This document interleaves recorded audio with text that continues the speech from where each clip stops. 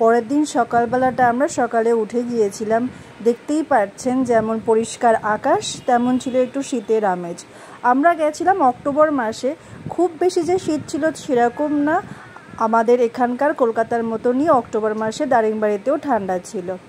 রাতের তো আর ভিডিও করা হয়নি, রাতে আমি একটু বেরিয়ে গিয়েছিলাম সামনের লোকাল মার্কেটটা ঘুরে দেখতে। সেখানে আমি একটু চা খেলাম আর একটু পকোড়া পেয়েছিলাম, আর এখান থেকে ছানা পোড়া যেটা কিনা উড়িষ্যার ফেমাস সেটা একটু কিনে খেয়েছিলাম। খুব টেস্টি ছিল না, তাও খাওয়ার মতন ছিল। এরপর আজকের পুরো দিনটা আমরা একটু সাইট সিনিংয়ে যাব, তার জন্য আমরা রেডি হয়ে যাচ্ছি। মেয়েকে সকালবেলায় স্নান টান করিয়ে রেডি হয়ে তারপর আমরাও রেডি হয়ে চলে গেলাম দারিংবাড়ির সাইট সিনিং করতে। অনেক সাইট সিনিংয়ের প্লেস আছে, আমি সমস্ত কিছু ভিডিওর শেষে লিস্ট আপ করে দিয়েছি। আপনারা চাইলে এটা স্ক্রিনশট নিয়ে সেই অনুযায়ী ঘুরতে পারবেন। আমাদের পক্ষে সবকটি সিন ঘুরে দেখা সম্ভব হয়ে ওঠেনি। আমরা যাচ্ছি মন্দাসুরু ওয়াটারফল দেখতে। 400 মিটার নিচে যেতে হবে। আমার মেয়েকে নিয়ে রয়েছে আমার হাজব্যান্ড। রাস্তা খুবই খারাপ।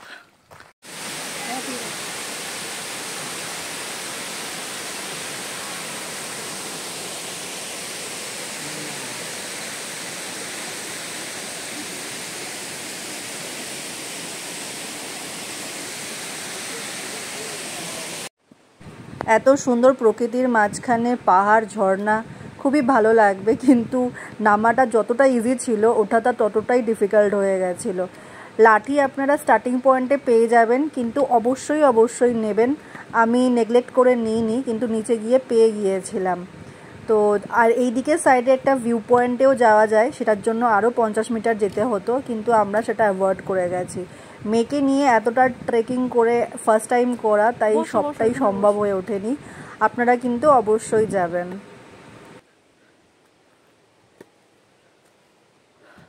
ওখান থেকে বেরিয়ে পড়েছিলাম আমাদের নেক্সট ভিউ পয়েন্টের জন্য।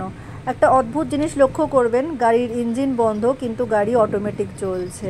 হ্যাঁ, হিল স্টেশন হওয়ার জন্য আপনি হয়তো বুঝতে পারছেন না, কিন্তু রাস্তাটা এদিক থেকে ওদিকে খাড়াই, তাই গাড়ি অটোমেটিক নিজের ভালো স্পিডে চলছিল আর কি। কিন্তু ওই সময় বিষয়টা নিয়ে আমরা যথেষ্ট মজা করেছিলাম। পরবর্তীকালে বুঝেছিলাম ব্যাপারটা একদমই মজার না, খুবই ডেঞ্জারাস। তাই এই রকম ভুল কাজ আপনারা কখনোই করবেন না। গাড়ি হয়তো অটোমেটিক চলবে, কিন্তু আজকালকার দিনে অটোমেটিক গাড়ি হওয়ার জন্য আপনারা স্টার্ট দিলেই স্টার্ট হবে না গাড়ি। আর এই রকম খাড়াই উতরাই জায়গায় কোনো রকম বিপদ হওয়ার সম্ভাবনাও অনেক বেশি হয়। এরপর আমরা পৌঁছে গেছিলাম লাভার্স পয়েন্টে। স্ক্রিনে আমি সমস্ত সাইট সিনিংয়ের ডিটেলস দিয়ে দিয়েছি, এক্সট্রা কিছু সাইট সিনিংয়ের ডিটেলসও দিয়েছি যেগুলো দারিংবাড়ি থেকে কিছুটা দূরত্বে। আপনারা সেগুলো অবশ্যই ভিজিট করবেন। আমাদের পক্ষে সব জায়গায় ঘুরে ওঠা সম্ভব হয়নি। এরপর আমরা এমু পার্ক যাব, তারপর হোটেলে ফিরে যাব। বেলা বেড়ে যাওয়ার দরুন গরমটাও একটু বেশি হয়ে যাচ্ছিল, তাই আমরা আর বাইরে ঘোরাঘুরি করিনি।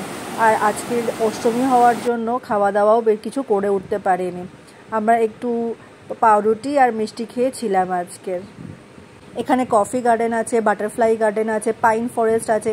এক টুকরো দার্জিলিংয়ের মতন পাইন আপনারা দেখতে পারবেন রাস্তা দিয়ে যাওয়ার সাথে সাথে। প্লাস হিল ভিউ আছে, খুব সুন্দর জিগজ্যাগ রাস্তাগুলোকে আপনারা দেখতে পারবেন। আমরা কালকের যাওয়ার সময় এই জিনিসগুলো দেখেছিলাম। তো আজকের জন্য থ্যাংক ইউ, টাটা।